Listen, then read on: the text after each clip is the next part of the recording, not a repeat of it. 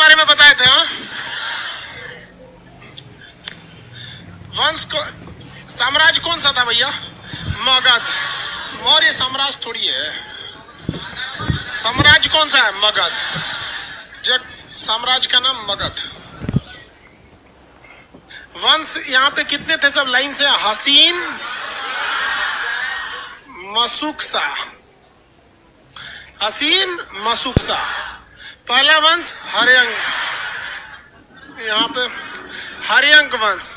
ये पहला वंश कौन था? हर्यंक वंश। बैठ जाओ, वो पीछे डिस्टर्ब हो रहा होगा, बैठ जाओ ना, बार बार क्यों समझाना पड़ता है? प्रोजेक्टर के पीछे तक में बैठ जाओ। यहाँ बैठे तो है सब, ये सब भी यहाँ आके बैठ जाओ। तो सोच रहा है काला रंग का लड़का की बैठेंगे तो बेइज्जती हो जाएगा। सब लोग गुड मॉर्निंग, बैठो। यहाँ जगह तो रहता ही, आगे अगर कहीं कहीं बैठ जाएगा। हर्यंक वंश के संस्थापक का नाम था बिंबिसार। हर्यंक वंश के संस्थापक बिंबिसार। इसकी हत्या कर दिया अजात शत्रु। अजात शत्रु को मार दिया उदयन, और उदयन को मार दिया, नहीं, उदयन को कोई मारा नहीं था। उसका बेटा नागदशक। नागदशक की हत्या किया शिशुनाग। कौन ने? शिशुनाग। राजधानी कहाँ ले गया? वैशाली। इसका बेटा आया कालाशोक, सबसे योग्य शासक कालाशोक। कालाशोक के बाद आया कौन सा? नंदी वर्मन। वो जैन धर्म वाला नंदी वर्मन नहीं, महावीर स्वामी, दूसरा है ये नंदी वर्मन। इसको मार दिया किसने? महापद्म नंद। महापद्म नंद किस वंश का अंत करना चाहता था? किस जाति का? क्षत्रिय। महापद्म नंद का बेटा था धनानंद। धनानंद को मार दिया चंद्रगुप्त मौर्य। मौर्य वंश की स्थापना चंद्रगुप्त मौर्य। चंद्रगुप्त मौर्य को पहचान जो यूनान में इसे क्या कहा जाता है? सेंड्रोकोटस। सेंड्रोकोटस और चंद्रगुप्त को मैच कराया था विलियम जोन्स। तो ये चंद्रगुप्त मौर्य हो गया। चंद्रगुप्त मौर्य के गुरु का नाम क्या था? चाणक्य। चंद्रगुप्त मौर्य ने कौन सा धर्म अपना लिया? जैन धर्म। चंद्रगुप्त मौर्य ने किस विदेशी को हराया था? सेल्यूकस निकल। कितनी हाथियां गिफ्ट में दिया था? 500। चंद्रगुप्त मौर्य के प्रधानमंत्री का नाम क्या था? चंद्रगुप्त मौर्य के दरबार में कौन सा राजदूत आया था? मेगास्थनीज की पुस्तक का नाम है इंडिका। मेगास्थनीज की पुस्तक का नाम इंडिका। इंडिका में भारतीय समाज कितनी भाग में बटा था? भारतीयों को लिखने में इंटरेस्ट था? नहीं। भारत में उस समय लोहार ज्यादा थे या बढ़ई? बढ़ई। कुशल बढ़ई जो थे वो बहुत ज्यादा थे। चंद्रगुप्त मौर्य ने हाथी किसको दिया था? सेल्यूकस ने। एरिया, राकोसिया, जेड्रोसिया की जगह अभी कौन देश है? अफगानिस्तान और पाकिस्तान। अफगानिस्तान और पाकिस्तान। इंडिका जो पुस्तक है वो मौर्य वंश की जानकारी देती है। मौर्य वंश की जानकारी के लिए एक और किताब है जो चाणक्य ने लिखा था, अर्थशास्त्र। अर्थशास्त्र में कितने अधिकरण हैं? 15 अधिकरण। राजा के कितने सिद्धांत? 7। राजा के सप्तांग सिद्धांत। पहला है राजा, दूसरा है आमात्य।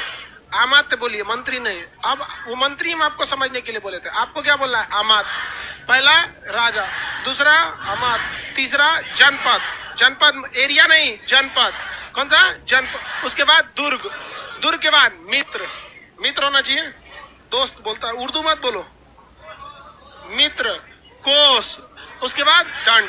न्याय खतरनाक, उसको थूर थार के रद्द करना है। राजा तो सिद्धांत के बारे में ये तो समझा दिए थे। हाँ, मार दिए थे कि नहीं? चंद्रगुप्त मौर्य को मार दिए थे। 298 ईसा पूर्व संलेखन विधि से प्राण को त्याग दिया। किसने? चंद्रगुप्त मौर्य। किसने प्राण त्याग किया? चंद्रगुप्त मौर्य। हम लोग यहाँ तक आ गए, यहाँ तक आ गए हम।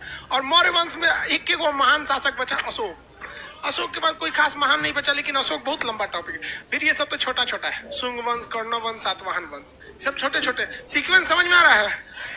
किसी को दिक्कत नहीं ना है? क्या मौर्य वंश की स्थापना से पहले, यानी नंद वंश जब चल रहा था, यानी मौर्य वंश की स्थापना से पहले जब नंद डायनेस्टी चल रही थी, तो क्या कोई फॉरेन इन्वेजर भारत पर आक्रमण किया था? पहला विदेशी आक्रमणकारी डेरियस प्रथम। डेरियस प्रथम किस देश का था? ईरान। ईरान का उस समय का नाम फारस। डेरियस प्रथम को हम दाएं बाहु भी कहते हैं। डेरियस प्रथम को जो दाएं बाहु कहते हैं, तो ये जो डेरियस प्रथम है, ये किस वंश का शासक था? हखमनी वंश। कौन सा? हखमनी वंश। हखमनी वंश के शासक कौन थे? डेरियस प्रथम। डेरियस प्रथम से ही अशोक ने क्या सीखा था? शिलालेख, पत्थरों पर लिखवाना, लेख लिखवाना, शिलालेख वगैरह को सीखा था। किसी को कोई दिक्कत नहीं है। अब हम आते हैं मौर्य वंश पे। मौर्य वंश में चंद्रगुप्त मौर्य की मृत्यु हो गई थी। कहां पर? श्रवणबेलगोला। श्रवणबेलगोला कहां पर है? कर्नाटक में। अब ये मिटा दे। आप लोग जब भी रिवाइज किया कीजिए ना, तो इसे एक बार लिख दीजिएगा, हसीन मसुकसा, और कोशिश कीजिए इतने पे पूरा रिवाइज कर दे। इतने पे छोटा छोटा, एकदम छोटा छोटा रहेगा, आराम आराम से क्या हो जाएगा, याद हो जाएगा आपको, दिक्कत नहीं आने वाला हमको। वंश का नाम लिख देते हैं, मौर्य डायनेस्टी वंश। मौर्य वंश के संस्थापक चंद्रगुप्त मौर्य। तो इसका पहला राजा हो गया चंद्रगुप्त। ये नाम बहुत ज्यादा आएगा जी, चंद्रगुप्त प्रथम, चंद्रगुप्त द्वितीय, चंद्रगुप्त विक्रमादित्य, बड़ी ज्यादा नाम आएंगे सब। चंद्रगुप्त मौर्य, एक आएगा चंद्रगुप्त प्रथम, वो दूसरे खानदान का है। चंद्रगुप्त मौर्य, इनकी मृत्यु हो गई किस विधि से? इनका बेटा बिंदुसार। राज सिंहासन पे कौन बैठा? बिंदुसार। राज सिंहासन पे बैठा बिंदुसार। बिंदुसार भी एक तरह का योग्य शासक था, लेकिन इतना बड़ा योग्य नहीं था कि जिसे इतिहास में बहुत ज्यादा जगह दिया जा सके, क्योंकि इसे अपने बाप की छोड़ी हुई सिंहासन को मिला था। यह आजीवक संप्रदाय को मानता था। किस धर्म को मानता था? आजीवक संप्रदाय। आजीवक संप्रदाय के संस्थापक कौन थे? मोगलीपोतिस गोसाल। आजीवक कौन थे भैया? ये आजीवक संप्रदाय को मानने वाला था। आजीवक संप्रदाय के प्रति, आजीवक संप्रदाय, इसके थोड़ी सी श्रद्धा ज्यादा थी। इसके शासन काल में सीरिया के नरेश, क्या के नरेश? सीरिया नरेश। सीरिया नरेश ने अपने एक राजदूत को भेजा था। सीरिया नरेश ने अपने एक राजदूत को भेजा। अब दो चीज पूछ सकता है, या तो आप सीरिया नरेश पूछ सकता है आपको, और नहीं तो आपसे पूछ सकता है राजदूत का नाम क्या था। अरे यार कहाँ गया वर्ल्ड का नक्शा? ये एरिया जो है ना यूरोप का, ये भारत है हम लोग का, इंडिया, ये मगध था उस वक्त तक में। ये यहाँ पर देखेंगे, ये तुर्की, साइप्रस, ये पूरा का पूरा एरिया यूनान था। पूरा का पूरा क्या था? यूनान। यहीं का था सिकंदर। सिकंदर यहाँ का था। सिकंदर के बाद यहाँ से कौन राजा आया? Seleucus Nicator. अब उसके बाद यहाँ सीरिया का राजा। सीरिया का राजा अपना एक राजदूत कहाँ भेजा? भारत में। सीरिया के याद रखेंगे, एडी याद रखेंगे, एंड्रियोकस। नाम क्या था? एंड्रियोकस। एंड्रियोकस ने सीरिया के राजा का नाम एंड्रियोकस। इसने अपना राजदूत भेजा डायमेकस को। किसे भेजा? डायमेकस को। राजदूत का मतलब क्या होता है कि एक आपके दरबार का एक गुप्तचर, नहीं जी तो जेल हो जाएगा गुप्तचर को। राजदूत जो होता है आपके दरबार में रहता है, वो किसी भी तरह की सूचना उसे लीक नहीं करना होता, उसे जहां जाना होता है आपको बता के जाता है। जैसे दिल्ली में पाकिस्तान के दूतावास है, अमेरिका, जापान, ब्रिटेन सबका है। उन लोग को एक फिक्स एरिया, आप जब इधर जाइएगा तो आपको बताना पड़ेगा। आप बताइए चाहे नहीं बताइए, जाइए कैसे, सिक्योरिटी तो लेके जाना है, नहीं तो मरा जाइएगा तो फिर हल्ला करिएगा कि भारत वाले को। सिक्योरिटी कौन देगा? दिल्ली पुलिस। तो दिल्ली पुलिस अपने बोल देगी पाकिस्तान वाला जा रहा है पता नहीं क्या करने जमा मस्जिद में। हा? तो वैसे ही राजदूत था। एड्रियोकस ने अपना राजदूत किसे भेजा? डायमेकस को। एड्रियोकस ने अपना राजदूत किसे भेजा? डायमेकस। ये डायमेकस किसके दरबार में आया था? बिंदुसार के। इस समय भारत में राजा कौन था? बिंदुसार। तो बिंदुसार के दरबार में कौन आया? डायमेकस आया। ये डायमेकस, बिंदुसार से पहले कौन था राजा? चंद्रगुप्त। कौन था? चंद्रगुप्त। तो ये डायमेकस जो आया, ये बिंदुसार के समय आया, जबकि चंद्रगुप्त मौर्य के समय कौन आया था? मेगास्थनीज। तो क्वेश्चन आएगा कि मेगास्थनीज का उत्तराधिकारी कौन था? डायमेकस। और चंद्रगुप्त मौर्य का उत्तराधिकारी, यानी डायमेकस ने किसका जगह ले लिया? मेगास्थनीज का जगह लिया। लेकिन ये मेगास्थनीज की तरह उतना ज्यादा विद्वान नहीं था। सीरिया नरेश जब इसको भेजे तो ये डायमेकस ने बिंदुसार को बताया कि सीरिया, ये पूछे कि तुम्हारा देश किस लिए प्रसिद्ध है। जैसे हम ही लोग के यहाँ कोई आ जाएगा जापान से तो आदमी पूछेगा ना कि वहाँ जापान में क्या क्या चीज फेमस है। जापानी सब तो कोई बहुत ज्यादा आगे है सब वहां पर। उन लोग की टेक्नोलॉजी दुनिया, मतलब वो सबका अलग ही दुनिया रहता है वहां पर। जापान वालों की मेंटेलिटी हर देश की अलग होती है। आदमी जानने के लिए इच्छुक होता है ना। तो ये भी पूछा बिंदुसार ने, किससे पूछा? डायमेकस से। ये बताओ सीरिया में क्या चीज ज्यादा फेमस है? ये पूरा एरिया क्या कहलाता था उस समय? यूनान।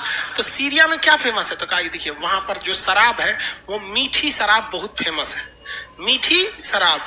अब शराब का टेस्ट जो पीता होगा वही बताएगा, बट देखने से तो लगता है टेस्ट अच्छा नहीं होगा, क्योंकि पीते वक्त ससुरे आंख बंद कर लेता है। देखते हैं, सोचा तो पीता का लिए। लेकिन वहां पे उसने बोला कि भाई हमारे यहाँ मीठा शराब मिलता है। अरे शबाब में नहीं रे बकलोलवा कहीं का, शबाब तो दूसरा चीज हो जाता है। शबाब मतलब कौन चीज होता है? युवा अवस्था। इसको हम लोग बोलचाल की भाषा में बोलते हैं जवानी। समझ आ गया कि नहीं है? कहाँ थे आप जो जमाने के बाद आए हैं, मेरे शबाब के जाने के बाद आए हैं। ये पहले जमाना के गाना बहुत जबरदस्त होता था, आजकल के गाना में दम ही नहीं रहा वो दम। लेकिन वो वही समझ सकता था जो मतलब समझता है। आज का सुनेंगे सवाब के जाने मतलब कौन सी कर रहा है, तो उसको भोजपुरी इसी गाना को डब किया गया कि खत लिखनी जवानी में बुढ़ौती में जवाब दे लू।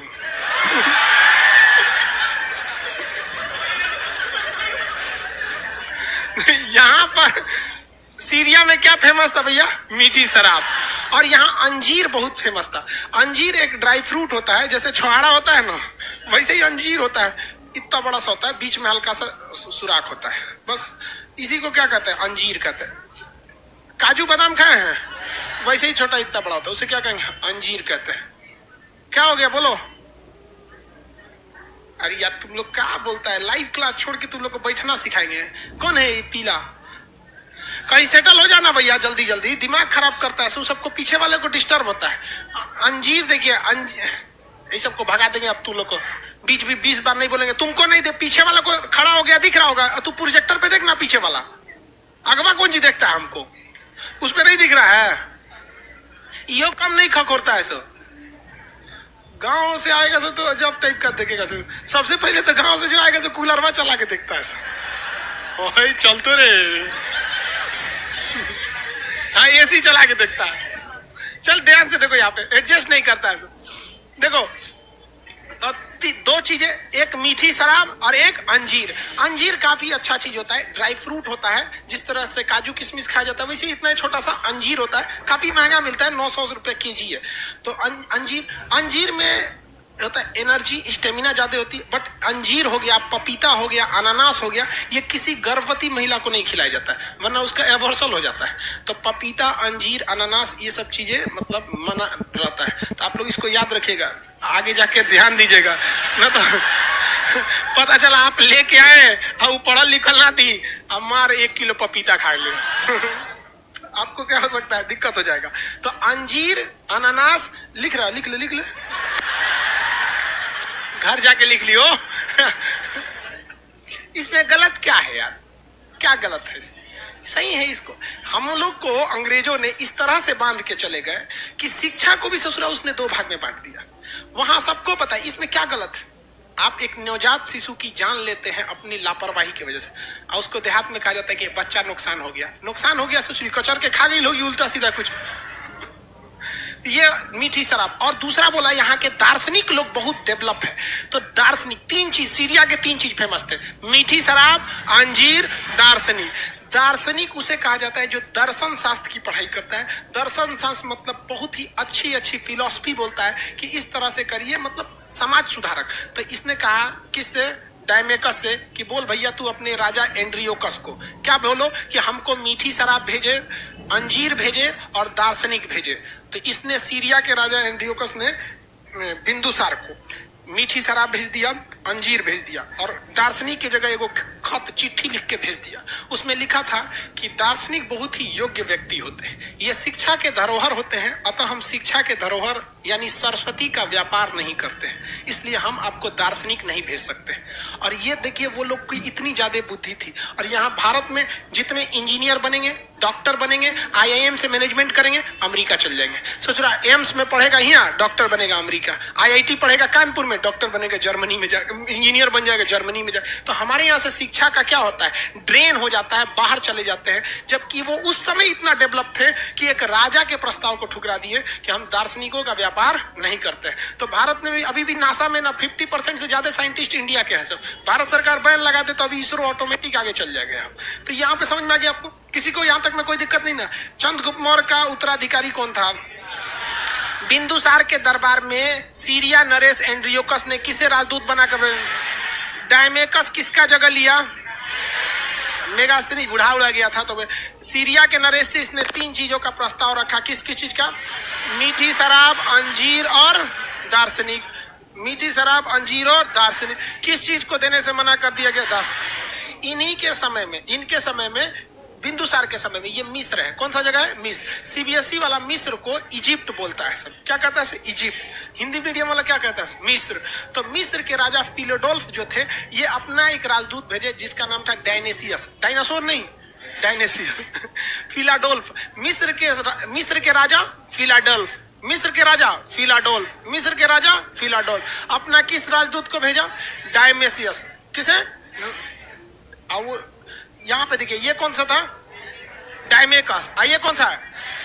डायमेसियस। डायनासोर से याद रखिएगा, इसको भी भेजा था। हालांकि ये नहीं पूछता है, लेकिन पूछता कौन सा है? डायमेकस को पूछता है। कहां का था डायमेकस? सीरिया नरेस। ये तीन चीजें ने मिल गया। अब आते हैं अपने भारत वाले एरिया पे। विश्व को तो बहुत देख लिया।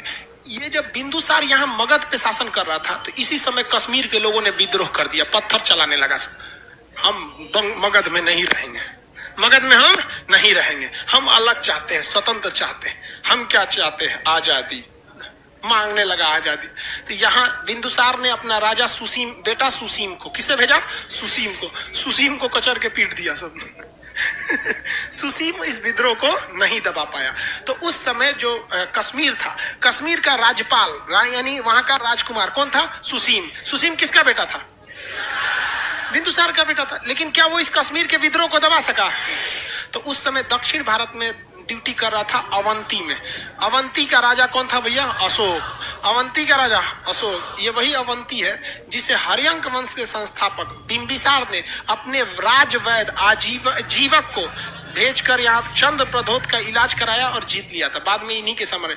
तो इसने बिंदुसार जो था, जब अशोक थुरा, ये सुसीम थुरा गया, कहा कि आजा बाबू आजा, तोरे बस करना है, आजो आजो। अशोक को कहा, अशोक जो तू उधर यहाँ पर। तो अशोक का नाम होता है जिसे कोई भी शोक ना हो, कोई भी दुख ना हो। कहा कि ठीक है, कश्मीर के विद्रोह को दबाना है। सेना लेके गया, काट दिया साफ। संदेश भिजवाया कि तो 2 दिन में साफ हो गया जी, यहाँ पे कश्मीर का विद्रोह शांत हो गया। तो इसके बाबूजी कौन थे? बिंदुसार। पूछे कि रे भाई, तोरा बड़का भैया सुसीम नहीं दबा पा रहा था विद्रोह को, तुमने कैसे दबा दिया? क्या विद्रोह दबाना कौन सा बड़ा बात है? तलवार है, काट दिए, कोई है नहीं है, विद्रोह कौन करेगा? सुलह दिया सबको यहाँ पे। और उसने स्थापना किया वहां पर एक शहर जिसका नाम श्रीनगर। जो श्रीनगर चिल्लाते हैं लोग ना, और इमरान खान कहते हैं कश्मीर हमारा है, मतलब श्रीनगर भी हमारा है। सोच रहा बिहारी ने वहां बसाया था। कैसे बसाया पता ना, साफ कर दिया, बहुत ही क्रूरता से खत्म कर दिया यहाँ के विद्रोह को। और यहाँ कौन से शहर की स्थापना किया? श्रीनगर। इसकी जानकारी जो मिलती है वो किसी भी इंडिका पुस्तक में नहीं है, और ना ही चाणक्य की पुस्तक अर्थशास्त्र में। इसकी जानकारी लिखी गई है, कलहन नाम के एक व्यक्ति ने पुस्तक लिखा, राजतरंगिनी। कलहन की पुस्तक राजतरंगिनी। कश्मीर के बारे में ज्यादा जानकारी कौन पुस्तक देती है? राजतरंगिनी। किसने लिखा है? कलहन। कलहन की पुस्तक राजतरंगिनी है। और अशोक ने पूरी तरह विद्रोह को दबा दिया था, किसी को कोई दिक्कत नहीं। अशोक के पिताजी का नाम क्या था? बिंदुसार। बिंदुसार। यहाँ पे ये तो समझ में आ गया, आजीवक संप्रदाय को मांगते थे। इनके समय 2 जगह से राजदूत आए थे, एक सीरिया से और दूसरा मिस्र से। सीरिया और मिस्र से। सीरिया डायमेकस था, और इसका डायनोसियस। ये डायमेकस, यहाँ से डायमेसियस, यहाँ से डायमेकस, इन्हें डायमेसियस। सीरिया नरेश से इसने 3 चीजें मांगी थी, मीठी शराब, अंजीर और दार्शनिक नहीं दिया था। इनके समय विद्रोह कहाँ हुआ था भैया? कश्मीर में हुआ था। कश्मीर के विद्रोह को दबाने के लिए पहले इसने किसे भेजा? सुसीम को भेजा। किसे भेजा? सुसीम को। क्या सुसीम दबा पाया था विद्रोह को? सुसीम ने विद्रोह को नहीं दबा पाया। तो किसे भेजा था? अशोक। अशोक ने क्या कर दिया? दबा दिया। अशोक ने कौन शहर की स्थापना किया? श्रीनगर शहर की स्थापना किया। बिंदुसार के बाद उसका बेटा कौन बना शासक? बनना किसको चाहिए? सुसीम को। बनना किसको चाहिए? सुसीम को। लेकिन सुसीम कोई योग्य थे? तो किसे बनाया गया? अशोक को बनाया गया। ऐसा कहा जाता है कि अशोक ने अपने राजा बनने के लिए 99 भाइयों को कत्ल कर दिया, और उसे यहाँ कुमरार में स्थित एक जगह है, उसका अगम कुआं, कदम कुआं नहीं, अगम कुआं, वहां एक कुआं है, चंडी कुआं कहते हैं, उसी में काट कूट के सबको भर दिया। 99 भाई सब लीगल थोड़े थे, सब इलीगल हो रहता है। 99 भाई मतलब समझ रहे हैं, एक बेटा रहता है कम से कम 9 महीना पेट में, को साल लगल हो गए, तो एक गो से तो संभव नहीं है। होते थे सभी सब उस समय, ये सब बहुत होता था। अशोक ने अपने 99 भाइयों की हत्या किया, लेकिन इसका ऐतिहासिक प्रमाण नहीं है। यह ग्रंथ मतलब धार्मिक ग्रंथ में ऐसी जानकारी मिलती है। अशोक जो था, इसका अर्थ क्या होता है? जिसे कोई भी दुख न हो, इसे कोई भी दुख न हो। अशोक का जन्म पाटलिपुत्रा में हुआ। कब हुआ भैया इनका जन्म? 304 ईसा पूर्व। अशोक का जन्म कब हुआ? 304। क्या इसने अपने दादाजी यानी चंद्रगुप्त मौर्य को देखा था? 298 में उनका फाइल निपट चुका था, तो इनका जन्म हो गया यहाँ पर।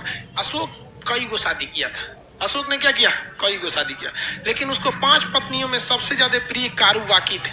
कौन प्रिय थी? कारुवाकी। बाकी प्रिय उतना नहीं थी सब। तो ये इसका जन्म हुआ 304 ईसा पूर्व। अब अशोक के बारे में स्टार्ट करें ना, ये सारी चीजें आपके दिमाग में रहना चाहिए, वरना कंफ्यूजन में हो जाएंगे, इतिहास रद्द हो जाएगा।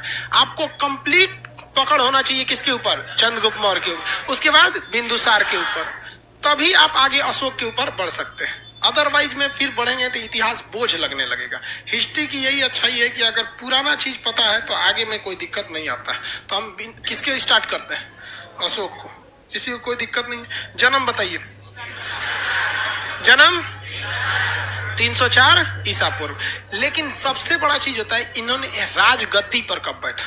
राजगद्दी पे जब बैठा जाता था तो घोषणा जब राजगद्दी पर होती थी तो उसके बाद एक बहुत बड़ा समारोह आयोजित किया जाता था और जनता के सामने वो शपथ लेते थे, जिसे हम लोग कहते थे राज्याभिषेक।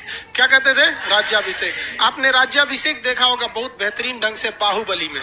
किसमें देखे? बाहुबली में। शिवकामी देवी रो रहती है, राजमाता शिवकामी देवी, उस ससुरी वहां बैल रहती है, और से 4 कदम आगे ओके पतोहिया, का नाम था? देवसेना।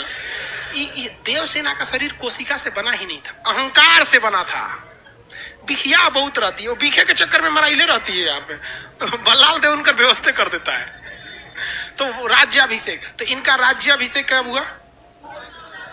राज्याभिषेक याद रखेंगे, ये डेट 269 ईसा पूर्व। 269 ईसा पूर्व में क्या हुआ था? राज्याभिषेक। यानी इसने सिंहासन पर बैठा, और सिंहासन पर बैठते ये बहुत ही खतरनाक शासक था। अगल बगल में कोई इसके समय में आवाज नहीं उठाता था, क्योंकि इसका कहना था कि आवाज उठाने का मतलब हम आपको उठा देंगे, कोई आवाज नहीं उठा सकता। हिटलर का बाप था ये, बहुत ही क्रूर शासक। इसी बीच ये अपना साम्राज्य विस्तार करना चाहता था, और यहीं पे ये कहाँ गया? ये कलिंग।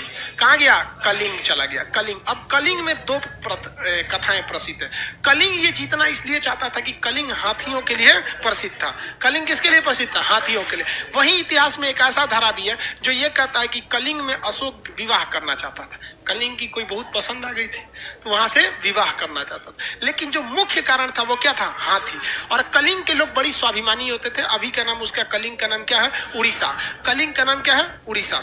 तो उड़ीसा में जो थे कलिंग में, तो इसने कलिंग पर क्या किया भैया? युद्ध के लिए कह दिया, आमंत्रित कर दिया, भैया तो हमारी अधीनता स्वीकार करो या तो फिर तुम क्या करो? युद्ध करो। अब वहां के राजा ने क्या कर दिया? युद्ध की घोषणा कर दिया। तो राज्याभिषेक के 8वें वर्ष में, कौन से वर्ष? 8वें वर्ष। अब इसमें से 8 घटा दीजिए, 261 ईसा पूर्व। कौन सा आक्रमण कर दिया? कलिंग आक्रमण कर दिया। कौन सा आक्रमण? कलिंग आक्रमण। यहाँ के राजा नंदराज। कौन थे? नंदराज। कलिंग आक्रमण कर दिया गया, और कलिंग आक्रमण इतना भीषण आक्रमण था कि कलिंग का बच्चा बच्चा को काट दिया गया। मतलब बूढ़ा बच्चा किसी को नहीं देखा गया, सबको काट दिया गया कलिंग युद्ध में। अशोक का हृदय कलिंग युद्ध में मरे लाश को देखकर नहीं हुआ था, बल्कि अशोक का हृदय वहां पर महिलाओं की लाश और बच्चों की लाश को देखकर हुआ था। जो महिलाएं घर का काम करती है, जो युद्ध कभी नहीं कर सकती हैं, अगर उसे कोई काट दे, 5 साल 6 साल के बच्चे को अगर काट दिया जाए तो किसी भी व्यक्ति का हृदय पर पिघल जाता है। लोग दुश्मन के दुश्मनी जो होती है ना, तो दुश्मन के भी बच्चे को आदमी थोड़ा सा कहता है तो बच्चा है। यहाँ पर इतना नरसंहार हुआ, इतना काट दिया गया कि अशोक का हृदय पूरी तरह से परिवर्तन हुआ। युद्ध के मैदान में ही अपना तलवार छोड़ दिया था पूरी तरह से। एकदम क्या सोचा न लड़ने वाले हैं, क्या मिला हमको? हमारी सीमाएं थोड़ी और आगे बढ़ गई, लेकिन हम तो क्या हो गए? पूरी तरह से मानवता के नाम पर हम कलंक हो गए। कलिंग युद्ध ने अशोक का हृदय परिवर्तित कर दिया। पूरी तरह से टेंशन में रहता था। इसकी पत्नी आके मनाती थी, क्या हो गया? जीत कर भाग, ससुरी टेंशन में है।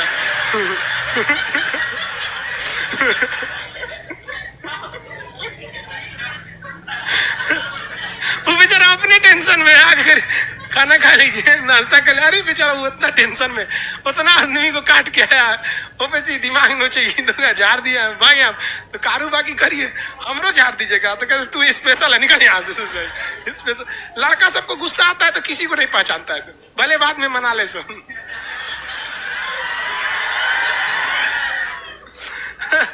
तो इसने क्या किया? पूरी तरह से, ये क्या लिखे जी? 261, एक छूट गया क्या? इधर लिख देंगे चलेगा?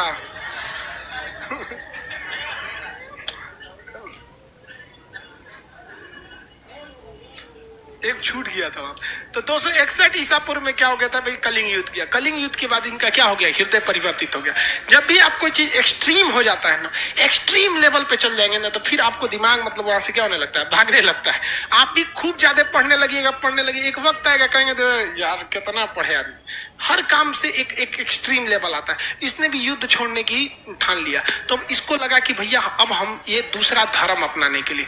तो इसका भतीजा था जिसका नाम था निग्रोथ।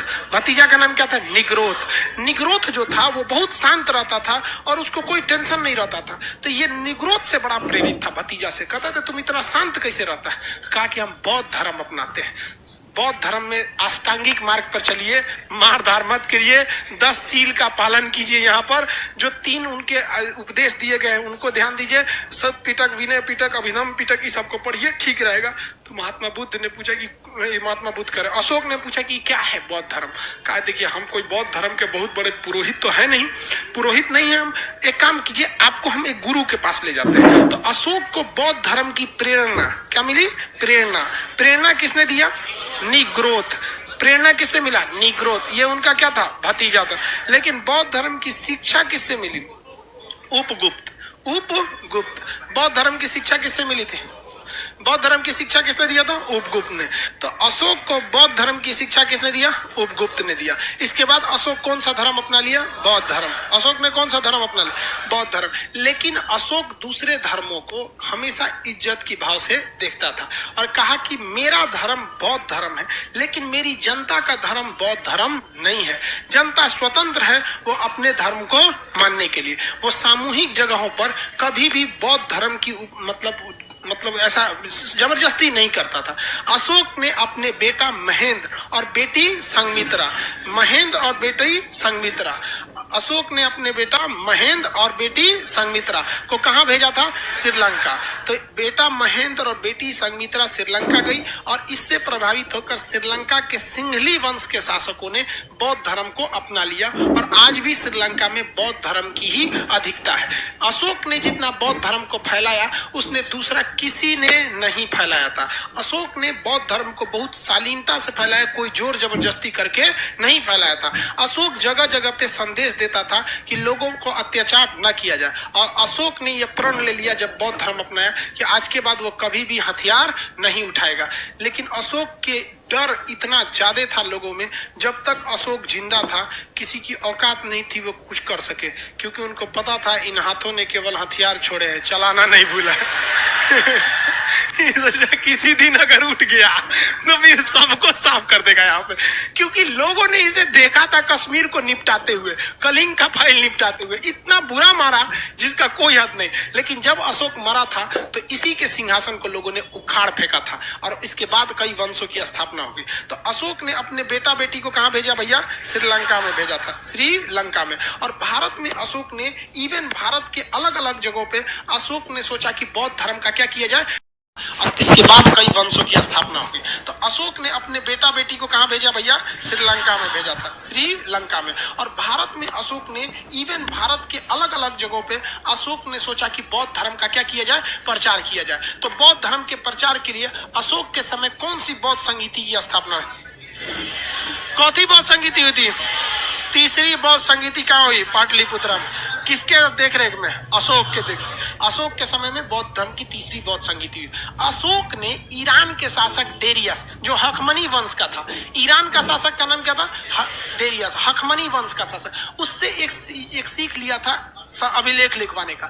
तो अशोक ने क्या करना चालू किया, अभिलेख लिखवाना चालू किया। अभिलेख क्या होता है, पत्थर पर लिखा जाता है अभिलेख। अब ये पत्थर पर अभिलेख लिखने की परंपरा भारत में किसने चालू की थी, अशोक ने। अशोक बहुत ही विद्वान व्यक्ति था। वो जब भी शिलालेख को लिखवाता था तो उसमें एक चीज की ध्यान रखता था कि भाषा का ध्यान रखना है। अब बताइए हम ही को अगर शिलालेख लिखना है या स्तंभ लिखना, बंगाल में लिखना है, वहां हिंदी में लिख देंगे तो बंगाल के लोग समझेंगे, हिंदी समझ जाते हो बंगाली, हाँ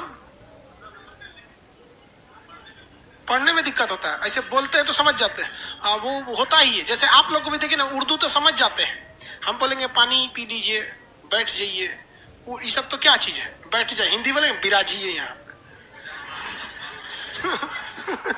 बहुत क्लिष्ट हो जाती है हिंदी में, तो उर्दू आप भी समझ जाते हैं, लिखने थोड़े आता होगा।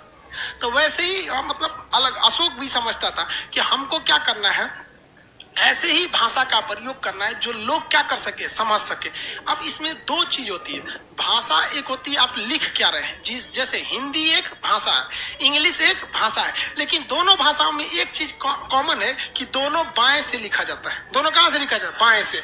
इंग्लिश भी इधर ही से लिखते हैं और हिंदी भी इधर से लिखते हैं। इस तरह उसे लीपने की कला समान है। जैसे नहीं बोलते बचपन में आदमी राइटिंग खराब होता था तो टीचर बोलते थे कौन सी लिप दिया रे, नहीं तो हिंदी को भी इधरे से लिपते हैं, अंग्रेजी को भी इधरे से लिपते हैं। तो लिपने की कला को लिपि कहते हैं, लिपने की कला को लिपि कहते हैं। तो इंग्लिश और हिंदी दोनों की लिपि कैसी है? सेम। इंग्लिश और हिंदी दोनों की लिपि कैसी सेम है। अब अशोक ने अपने जितनी भी लिपि लिखी है वो किस लिपि में लिखी है? ब्राह्मी लिपि में। किसने? ब्राह्मी लिपि में। किसमें लिखा है? ब्राह्मी लिपि। अशोक ने जो अभिलेख को लिखवाया है वो अलग अलग जगहों पे अलग अलग लिपि से लिखवाया है। भारत में जो लिखवाया है वो कौन सी लिपि में लिखा है? ब्राह्मी लिपि। भारत में ब्राह्मी लिपि, क्योंकि भारत में उस समय ब्राह्मी लिपि बहुत ज्यादा चल रहा था। लेकिन पाकिस्तान में खरोष्टी लिपि। किसमें चला था? खरोष्टी। तो पाकिस्तान में कौन सी लिपि में? खरोष्टी लिपि में। अब वहीं अगर आप देखेंगे अफगानिस्तान में तो अरमाइड लिपि, अफगानिस्तान में अरमाइड लिपि। और अगर ग्रीक में चले जाएंगे तो वहां पर ग्रीक लिपि। कौन सी लिखी? ग्रीक। तो ब्राह्मी, खरोष्टी, अरमाइड और ग्रीक। भारत में बोलिए तो ब्राह्मी। भारत में कौन सी लिपि? ब्राह्मी लिपि को लिया। पाकिस्तान में खरोष्टी लिपि, अफगानिस्तान में अरमाइड लिपि और ग्रीक वगैरह में ग्रीक लिपि। अशोक का सबसे दूर अभिलेख किस देश में मिला है? ग्रीक। अभी उस जगह पर हो गया है देश जिसका नाम है तुर्की। क्या हो गया है? तुर्की। तुर्की को उस समय एशिया माइनर कहा जाता था। क्या कहा जाता है? Asia minor. तो एशिया माइनर तक इसके संदेश लिखे गए हैं और बौद्ध धर्म के प्रचार के लिए इसने क्या लिखा है? संदेश लिखा है। लेकिन ऐसा नहीं है कि इसने केवल बौद्ध धर्म का प्रचार किया, इसने आदेश दिया था कि जो मेरे मतलब राजदूत हैं या जो मेरे कर्मचारी हैं वो ब्राह्मणों को न सताएं, ब्राह्मणों को न सताएं।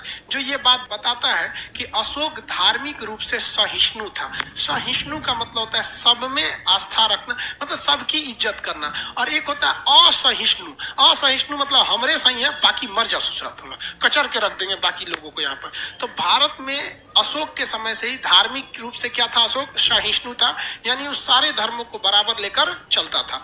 ग्रीक अरमाइड टोटल कितने जगह पे इसकी लिपियां मिली है? भारत में बोलिए ब्राह्मी लिपि, भारत में, पाकिस्तान, अफगानिस्तान, ग्रीक में ग्रीक लिपि। एशिया माइनर अभी हो गया है। तुर्की का अभी क्या उस समय का नाम क्या था? Asia minor. अभिलेख समझ में आ गया कि नहीं आ गया? पत्थरों पे लिख देना क्या गलत है? अभिलेख छोटे से पत्थर पे लिखे हैं शिलालेख, पिलर पे लिखे हैं तो असम, दीवार पे लिख दिए हैं भित्ति लेख, गुफा में लिख दिए हैं गुफा लेख। इंग्लिश में क्या कहते हैं? एडिक्ट। क्या कहते हैं? एडिक्ट। Rock edict. पत्थर पे लिखे हैं तो रॉक एडिक्ट, पिलर पे लिखे हैं तो पिलर एडिक्ट, दीवार पे तो रॉक एडिक्ट, गुफा में है तो केव एडिक्ट। गुफा क्या कहते हैं? केव कहते हैं, एडिक्ट कहते हैं। अशोक ने अपने संदेश बहुत जगह भेजता था।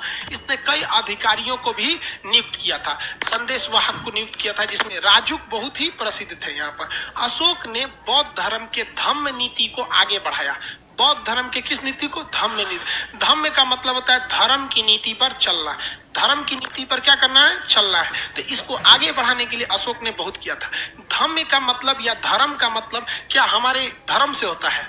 हम लोग गलत समझ में करते हैं। धर्म का अर्थ होता है इंसानियत। धर्म का अर्थ होता है इंसानियत, जिसके अंदर हिंदू धर्म, मुस्लिम धर्म ये तो धर्म ही नहीं है। लोग बोलते हैं ना धर्म संकट में फंस गए, मतलब इंसानियत। तो उसने ऐसे लोगों को संदेश दिया और इसकी जांच के लिए कि लोग इंसानियत के रास्ते पे चल रहे हैं या नहीं चल रहे हैं, अर्थात धम्म के हिसाब से चल रहे हैं कि नहीं चल रहे हैं। इसके लिए उसने एक मंत्री नियुक्त किया। मंत्री को अमात्य बोलते हैं। क्या कहते हैं? अमात्य। तो उसने एक मंत्री नियुक्त किया धम्म महामात्र। कौन सी अधिकारी? धम्म महामात्र। तो अशोक ने लोगों के धार्मिक जीवन को ठीक ठाक से, इंसानियत ठीक रखने के लिए कौन सी अधिकारी को नियुक्त किया? धम्म महामात्र। कौन सी अधिकारी? धम्म महामात्र। कौन सा? धम्म महा। स्त्रियों के प्रति भी अशोक की काफी ज्यादा सहानुभूति थी। स्त्रियों की बहुत ज्यादा हत्या भी हो गई थी यहाँ पर, और बाकी इनकी 4-5 गो पत्नी थी ही सब वहां पर। तो स्त्रियों की देखरेख के लिए, उनकी स्थिति को जांच करने के लिए जिस तरह आज के समय में महिला आयोग है, उस समय स्त्री महामात्र की स्थापना किया था अशोक ने। अशोक ने अपने ज्यादातर मतलब इसको संदेश को किसके माध्यम से फैला था? शिलालेख के माध्यम से फैला दिया था। अशोक ने कई अन्य भी काम किए थे, तीर्थ यात्रा कर इत्यादि को भी हटाया था अशोक। हालांकि अशोक ने कभी भी बौद्ध धर्म को किसी भी तरह का राजकीय धर्म घोषित नहीं किया। समझ में आ रहा है कि नहीं आ रहा? अशोक, किसी को कंफ्यूजन नहीं ना है? क्वेश्चन पूछा जाए?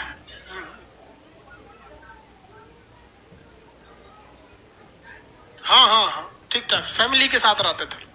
बौद्ध धर्म के बाद भी वो लोग फैमिली के साथ रहता था। पहले के जमाने में महावीर स्वामी और महात्मा बुद्ध ना, ये लोग घर छोड़ के भाग गया, बाकी लोग घर नहीं छोड़े थे लोग। यहाँ पे अशोक का जन्म कब हुआ था? अशोक का जन्म, अशोक का राज्याभिषेक कब हुआ? राज्याभिषेक के चौथे वर्ष कलिंग युद्ध। कलिंग युद्ध के समय राजा कौन था? नंदराज। कलिंग युद्ध की जानकारी अशोक ने किसी शिलालेख में दिया है? दिया। वो हम आगे पढ़ाएंगे और अशोक के 14 शिलालेख तो उसमें भी बताएंगे। लेकिन कलिंग युद्ध की विस्तृत जानकारी ये एक अभिलेख से मिलता है जिसका नाम है हाथी गुफा अभिलेख। ये उड़ीसा में स्थित है, हाथी गुफा अभिलेख। तो कलिंग युद्ध की जानकारी किस अभिलेख से मिलती है? हाथी गुफा अभिलेख। विस्तृत जानकारी हाथी गुफा अभिलेख। क्या हाथी गुफा अभिलेख अशोक का है? नहीं। क्या नंदराज का है? नहीं। उड़ीसा का राजा खारबेल का। उड़ीसा का राजा खारबेल, उड़ीसा के राजा खारबेल ने अपने यहाँ हाथी गुफा अभिलेख, एक अभिलेख बनवाया जो आकार में कैसा था? हाथी के समय। तो हाथी गुफा अभिलेख बनवाया, उसमें उसने विस्तृत जानकारी दे रखी है किसके बारे में? कलिंग के बारे में, अशोक के बारे में, कि अशोक नामक राजा मगध से आकर कलिंग पर क्या किया था? आक्रमण किया और कलिंग को भारत में क्या कर लिया गया था? मिला लिया गया था। कलिंग युद्ध के बाद अशोक ने बौद्ध धर्म को जानने के लिए, बौद्ध धर्म की प्रेरणा किसने दिया था? निग्रोध। बौद्ध धर्म की शिक्षा किसने दिया? अशोक की 5 पत्नियों में सबसे प्रिय पत्नी कारू। बाकी अशोक ने अपने बेटा और बेटी का नाम बताइए तो? संघमित्रा और महेंद्र। महेंद्र संघमित्रा। कहाँ भेजा गया था? श्रीलंका। अशोक के समय कौन सी बौद्ध संगीति हुई? तीसरी बौद्ध संगीति। अशोक का बौद्ध धर्म राजकीय धर्म था, इसका निजी धर्म था। क्या इसने दूसरे धर्मों के प्रति सहिष्णु था या असहिष्णु था? सहिष्णु था। अशोक को इस अभिलेख लिखने की प्रेरणा किसने दिया? किसने? डेरियस। डेरियस कहाँ का शासक? ईरान का शासक। डेरियस ईरान का शासक। ईरान के किस वंश का शासक? हकमनी वंश का। कौन सा वंश? हकमनी वंश का शासक था। अशोक ने जनता की भाषा में कुल 4 लोकप्रिय भाषाओं में अभिलेख लिखा है। भारत में, पाकिस्तान में खरोष्टी लिपि, अफगानिस्तान में अरमाई, अफगानिस्तान में, और ग्रीक में। अभी के समय उस जगह का नाम तुर्की, हालांकि उसे और नाम से जानते हैं, एशिया माइनर के नाम से जानते हैं। अशोक ने जो अपने अभिलेख लिखवाए हैं, ये अशोक के जितने अभिलेख हैं, ये अभिलेख जो सबसे ज्यादा किस भाषा में है?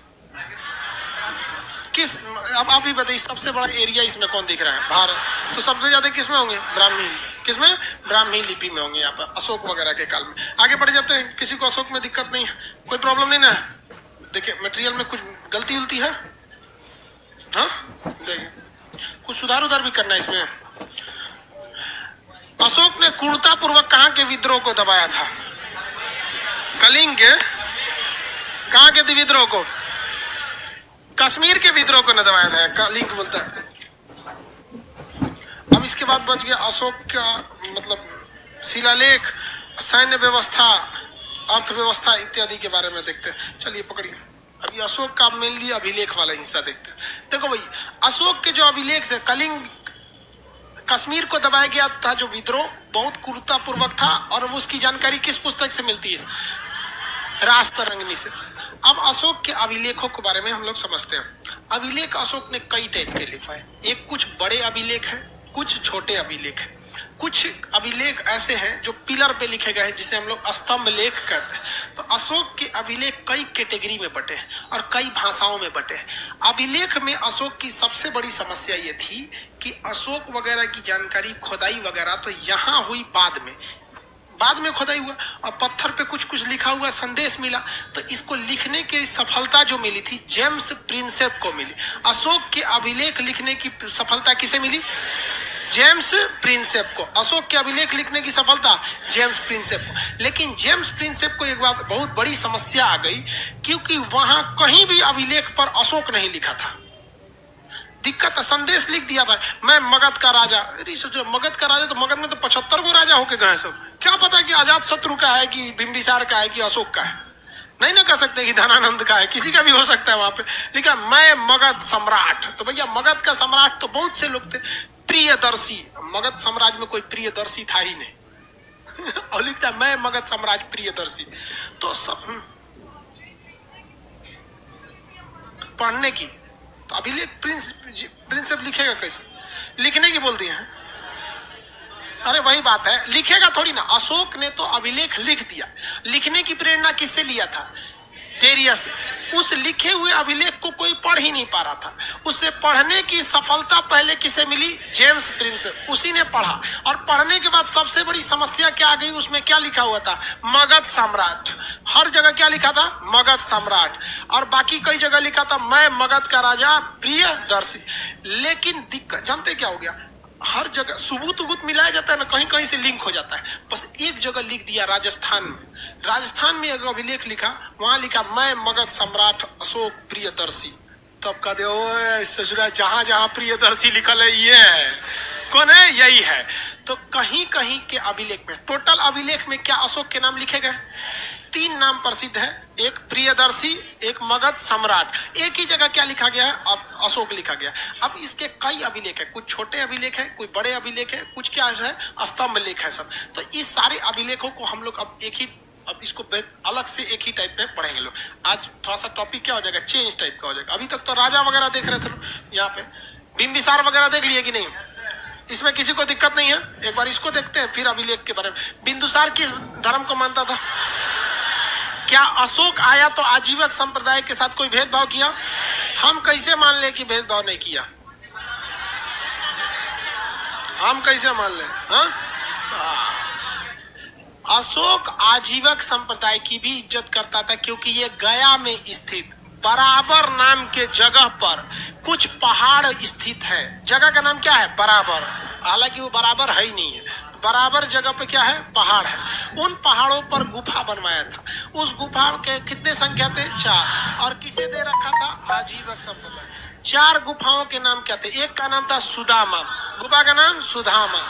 कर्ण, चोपड़ा, विश्व झोपड़ी। सुदामा, कर्ण, चोपड़ा, विश्व झोपड़ी। सुदामा, कर्ण, चोपड़ा, विश्व झोपड़ी। सुदामा, कर्ण, चोपड़ा, विश्व झोपड़ी। सुदामा, कर्ण, चोपड़ा, विश्व झोपड़ी। ये 4 गुफाएं इसने किसे दे रखा था? आजीवक। इससे यह स्पष्ट होता है कि अशोक आजीवक संप्रदाय के प्रति भी श्रद्धा रखता था। ब्राह्मणों को न सताने का आदेश दिया, इसका मतलब यह हिंदू धर्म में भी श्रद्धा रखता था। खुद कौन से धर्म को अपनाता था? बौद्ध धर्म को। इसके दरबार में जैन धर्म के लोगों को भी बहुत इज्जत सत्कार दिया गया था। महिलाओं की स्थिति सुधारने के लिए महिला महामात्र नामक अधिकारी की नियुक्ति किया था। लोगों की शिकायत इत्यादि को सुनने के लिए भी अधिकारी वगैरह की नियुक्ति किया। इसका मतलब अशोक ने कोशिश किया कि समाज के छोटे से बड़े लोगों को क्या किया जा सके? बराबर का दर्जा दिया जा सके। और अपने संदेश को फैलाने के लिए अशोक ने कई जगहों पर क्या रखा था? शिलालेख।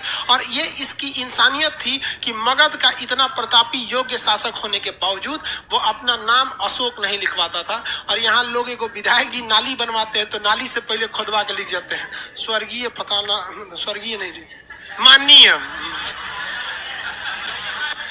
गलती हो गया, माननीय मतलब फलाना आदमी है, स्वर्गीय नहीं, माननीय लिखवा दे। जबकि वो केवल क्या लिखवाता था? मगध सम्राट।